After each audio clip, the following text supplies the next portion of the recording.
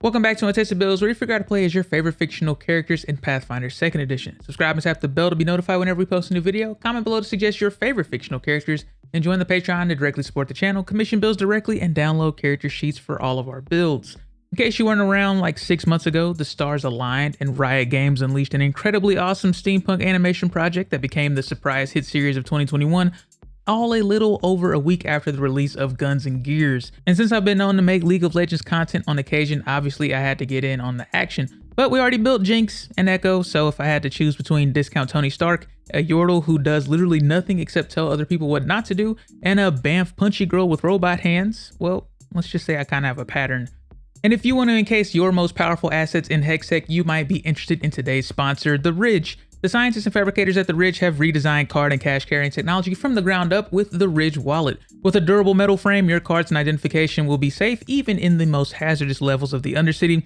With its sleek design, you can store your bills in any pocket without sacrificing comfort or accessibility. I've gone with the matte black here because something about the understated finish really reaches into the Spartan depths of my Noxian heart. And with the dozens of finishes, designs, and styles to choose from, you can match any aesthetic you want. The artificers behind this new Hextech are so confident in their design that they are offering 15% off your purchase using the link below in the description and entering code Untested at checkout, making them a perfect gift for Father's Day for the underappreciated parental figure in your life, or to show off your own innovative spirit for Progress Day, which just happens to take place during the same month. Now, let's explore some of the more militant designs Hextech has to offer. For our goals for this build, Vi may be a deep and engaging character with realistic emotions and relationships now, but for the first decade of her existence, she was just another shallow league champion with 5 abilities and an auto attack.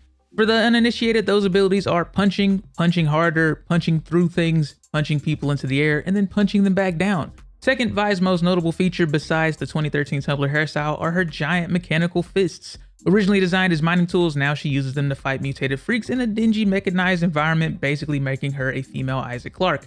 Except of course Isaac isn't a cop. Well, technically Vi isn't either. She kind of bypassed all that police training nonsense when Sheriff Caitlin deputized her, so instead she uses her know-how from a childhood of criminal activity to bring justice back to her original home. For our stats, we're using the process outlined on page 20 of the core rulebook. Everything starts at 10, and depending on our ancestry, background, and class, we take different boosts and flaws for each our level 1 stats. We've got 18 strength, our gauntlets are big, and so is our damage. 14 charisma, only thing bigger than our gauntlets is our mouth. Let's try not to say the wrong things this time around. 14 con, fitting for someone who became a con at 14. 12 dexterity, it probably should be higher, but picking locks probably isn't easy in those things. 10 wisdom, situational awareness is paramount in the Undercity, but we've been out of our element for a while, so we'll have to build this back up. And 10 intelligence, Vi's not dumb, but in the connected cities, crafting is king, and that was never really Violet's thing. For our skills, we're legendary in athletics to pick people up and intimidation to put them down. Master acrobatics, we're still fairly agile considering the kind of equipment we're packing. Expert diplomacy and thievery, Zahn is pretty volatile mix of politics and criminal activity, and we're an expert in deception as well. We're going to have a +5 charisma mod by the end of this, so we might as well get some use out of it. As soon as Riot puts Vi in a music group, we'll give her performance too. Vi is a human. Maybe if we get more Heimerdinger in season 2, we can build something other than a human. Skilled humans gain training in a skill of their choice, and then we become an expert in that skill at level 5. We'll take the ex-con token guard background for the same reason we take every other background. It's literally our backstory. We get training in thievery and underworld lore, and a +1 circumstance bonus to deception, diplomacy, intimidation checks against other law enforcement and against other criminals. And we get the pickpocket fee for free to steal or palm even a closely guarded object without taking the usual -5 penalty. And for our ancestry feat, we'll take Gloomseer for low light vision because there's not a lot of well-lit areas in Zahn. Growing up, we idolized our adoptive father, who was a hound of a man who could no doubt best anyone in a fair fight. So naturally, we're locking in fighter for expert attacks at level 1. Too bad Vander couldn't quite teach us that strength was more about the fights you walk away from than the ones you pick. That's more of a will save thing. We'll get the shield block reaction, which we'll ignore just like we usually do with every other fighter build, and attack of opportunity to make a melee strike as reaction whenever an enemy in our reach makes a manipulate move, ranged attack, or leaves a square during a move action. For our class feat, exacting strike lets us make a strike that doesn't count towards our multi-attack penalty, but it has the press trait, so we can't use this until we already have a multi-attack penalty. But it does mean we have a decent right, left, right. Another thing that's going to help basically all of our abilities are some massive powered gauntlets. The Sterling Dynamo dedication was designed to give characters access to powerful prosthetic limbs. Awkwardly, I already built 2 characters with artificial limbs before this came out, but luckily we can use it to augment the limbs we already have. Basically, it's an unarmed strike that works like a complex device. We have to charge it before we can use it, and it can be disabled by particularly savvy enemies.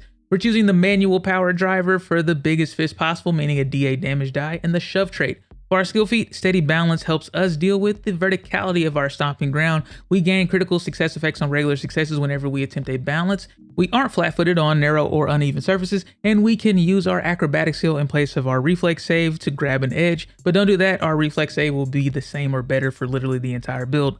Level 3 fighters gain Bravery, increasing our will saves to expert proficiency. Whenever we succeed on a will save against the fear effect, we gain the critical success results instead. And whenever we would gain the frightened condition, we reduce the value of the condition by 1. To go with that, the calf fall feat lets us treat falls as 10 feet shorter when calculating fall damage, ignoring 25 feet once we're an expert in acrobatics, and ignoring 50 feet once we're a master. Probably picked that up early on with all the parkour we did growing up. Another skill we picked up during our upbringing is Intimidating Prowess, letting us use our strength to help with demoralize and coerce attempts, gaining a +1 circumstance bonus and a +2 bonus once our strength score reaches 20. Now let's see what else these gauntlets can do. Modular Dynamo gives our Dynamo the modular trait, meaning we can spin an action to switch between the power driver we have now and the Integral Barbs mode, making our gauntlets into D8 piercing weapons with the grapple trait, which we're going to get a lot of use out of down the line.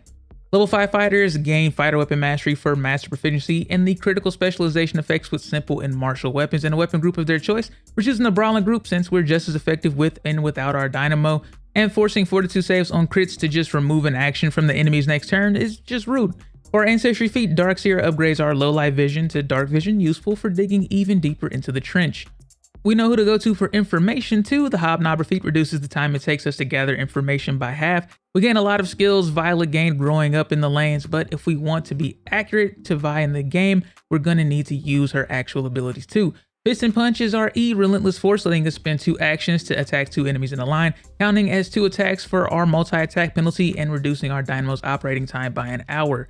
Level 7 fighters gain Battlefield Surveyor for Master Perception Proficiency and a +2 circumstance bonus to perception checks to initiative. Prison has a way of sharpening instincts after all. And Weapon Specialization for an additional 3 flat damage with our Fists and Dynamo. We'll take the Toughness feat to increase our max HP by an amount equal to our level and to reduce the DC of our Recover from Dying checks to 9 plus our Dying condition value. We're going to get more hands-on with our combat style with the Wrestler dedication. First, we automatically become an expert in athletics, then we gain the Titan Wrestler feat for free, so we can grapple and shove creatures up to 2 sizes larger than us and up to 3 sizes larger once we're legendary in athletics. Then, we no longer take the -2 penalty for making lethal unarmed attacks, and we gain a +2 circumstance bonus to our Fortitude DC to resist an opponent's attempt to grapple us. And of course, we don't make grapple-focused builds without picking up Assurance and Athletics, so we can ignore that pesky multi-attack penalty along with any other penalties and bonuses in favor of a +10 proficiency bonus to any athletics check. Level 9 fighters gain Juggernaut for Master Fortitude saves and critical success results on regular successes, and Combat Flexibility to gain an extra fighter feat of 8th level or lower that we can switch out during our daily preparations. Power Attack lets us add a bit more oomph to a single attack, probably the single best fighter feat if you're going melee. Disorienting Opening might be a good feat to bring along if your Way of the Sniper girlfriend is in the party, letting us inflict flat-footed on a target we hit with an attack of opportunity.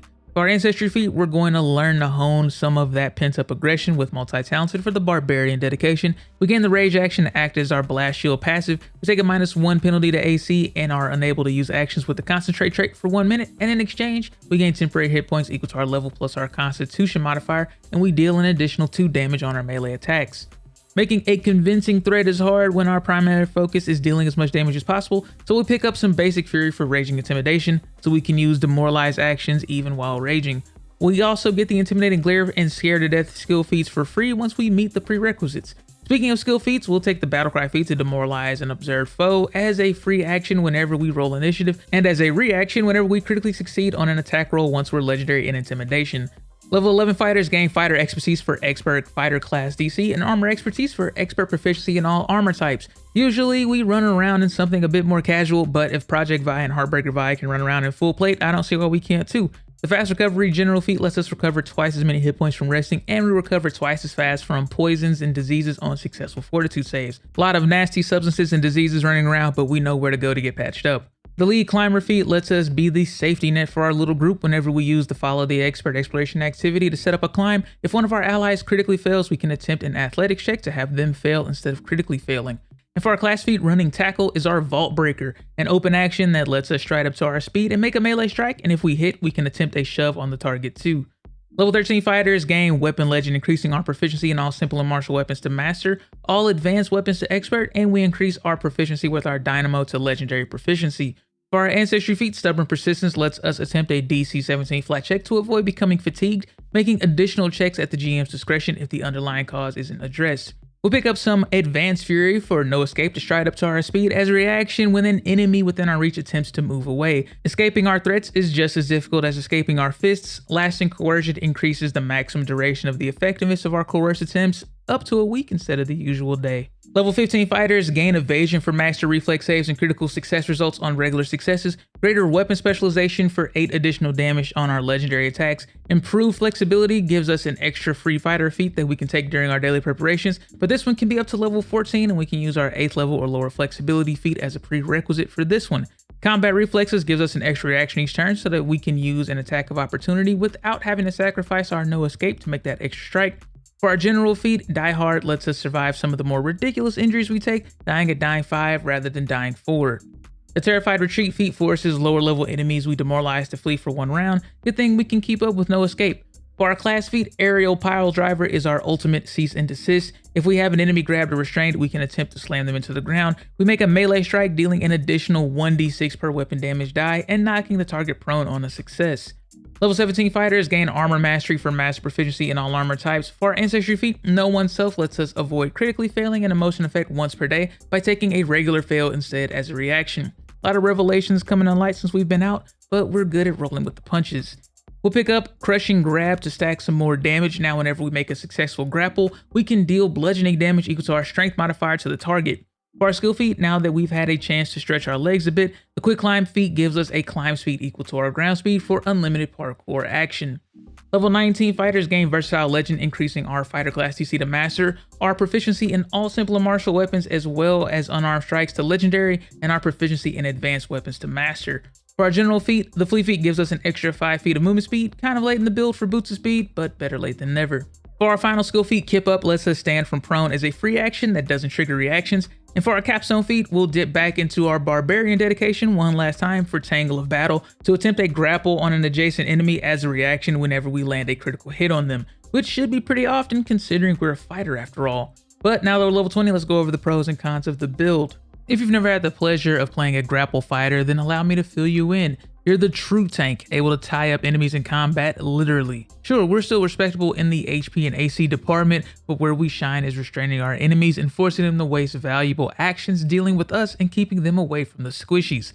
All while doing some decent damage along the way thanks to Crush and Grab and Rage giving us some extra flat damage just for doing our job. We also have some decent utility outside of our athletic ability thanks to some free demoralized actions and the ability to gap close as a reaction.